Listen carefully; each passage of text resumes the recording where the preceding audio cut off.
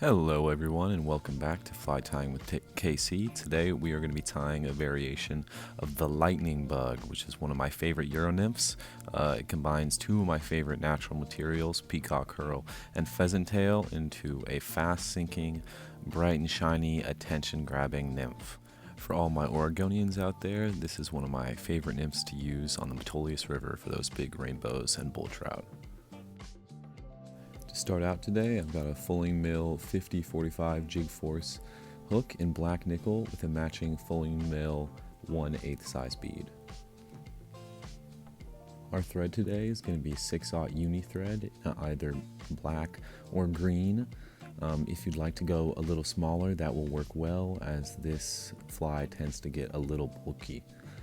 Now we're going to tie in that thread just behind the bead and work our way back towards the point where we're going to tie in the tail, and then we're going to snip off that excess. Next up, we've got Brassie-sized ultra wire in gold, and we're going to put that right in the slot of the bead, and you're going to put it in on the side. It doesn't really matter which side. I personally like to do the side farthest away, but you can do it closer to you as long as it's tied in on the side. Now it's time to tie in the tail, which we are going to do pheasant tail, and make sure you get those bits, as you can see here on the left, that are separated as opposed to the right, which aren't.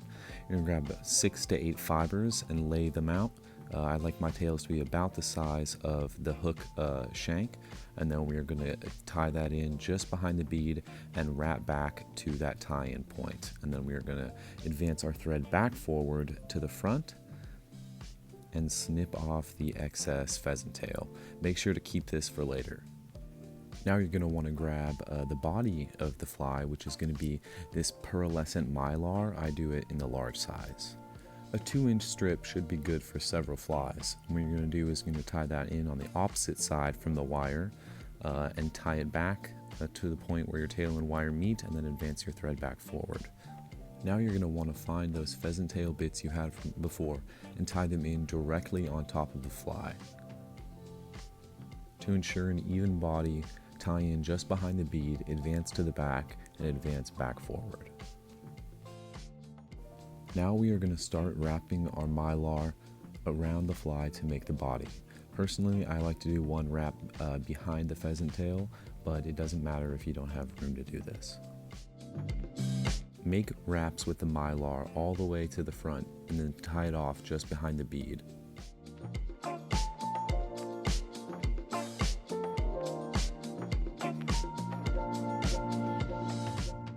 Make sure to do several wraps behind and in front of the mylar to make sure that it is in there nice and snug. Next, you're going to grab the nail clippers from your mom that you have stolen and come in and trim off that excess.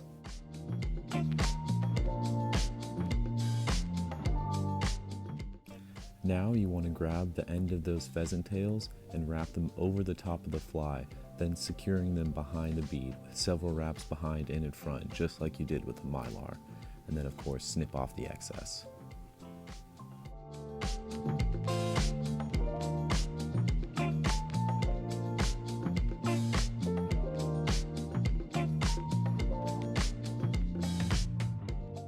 To ensure a durable fly, now take the Brassie-sized ultra wire and wrap it evenly along the body of the fly.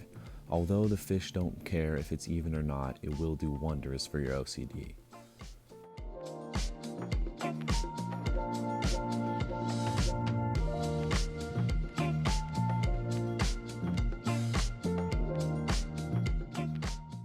Once you advanced it all the way to the front, take several wraps with the thread over the front and back of the thread, and then snip off the excess.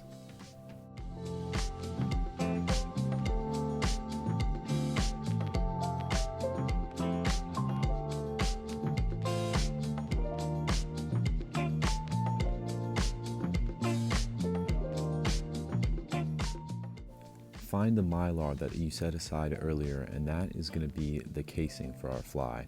Tie it in on the side is closest to you, and it will work its way to the top. You want to make sure that this is directly on the top of the fly.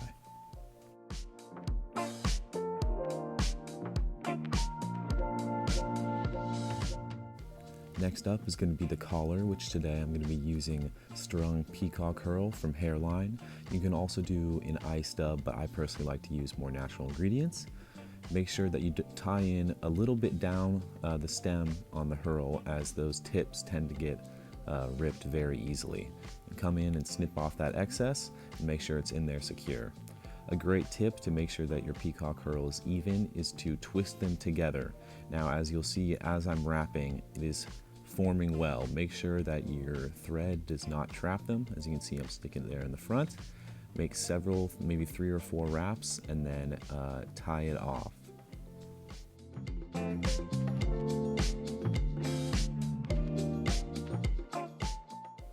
Once you've snipped off that excess peacock herl, you're going to take that mylar right over the top and give it a nice whip finish so everything is locked in.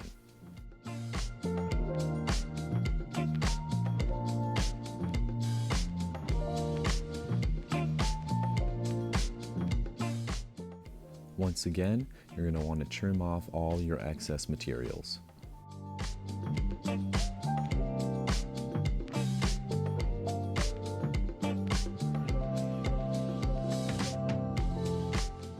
To make sure that all the materials are really locked in there, I'm going to be taking the thin UV finish from Loon Outdoors and apply it to the top of the mylar, letting it sink into the spot behind the bead.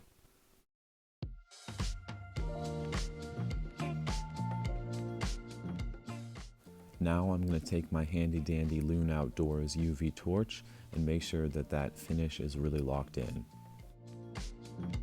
And there you have it, my take on the lightning bug. This is a pretty easy beginner fly, and you can really churn them out once you get going. For more content from me, make sure you like and subscribe, and you can also follow me on Instagram at KCFlyTie.